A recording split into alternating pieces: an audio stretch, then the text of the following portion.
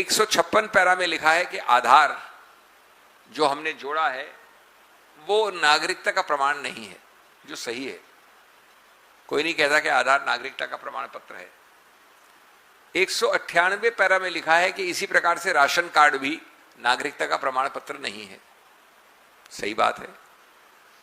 तो जब ये लिखा है तो ये तो बड़ा स्पष्ट और साफ है कि इसी प्रकार से जो बाकी 10, 11, 8, 9 दस्तावेज हैं वो भी प्रमाण पत्र नहीं हो सकते नागरिकता के।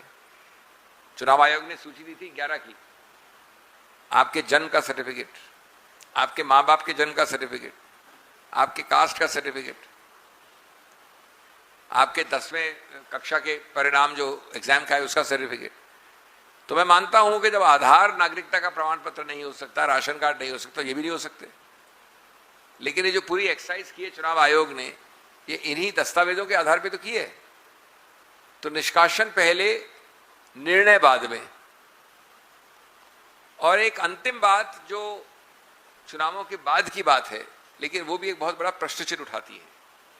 बंगाल में आंतरिक आदेशों द्वारा उच्चतम न्यायालय ने एक सिस्टम बनाया कि जो लोग निष्कासित हुए हटे हैं उनको एक अपील मिलनी चाहिए, और उसके लिए कई सेवानिवृत्त न्यायिक अधिकारियों को लगाया गया और अच्छा काम किया बहुत कम समय में। कम समय वाली मूल भूल चुनाव आयोग की हमेशा चल रही है।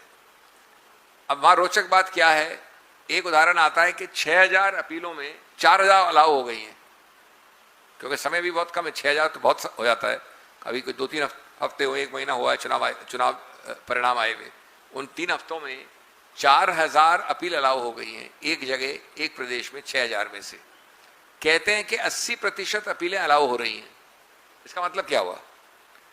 ये एक महिला हैं, इनको हटा दिया मैंने, इन्होंने एक याचिका डाली।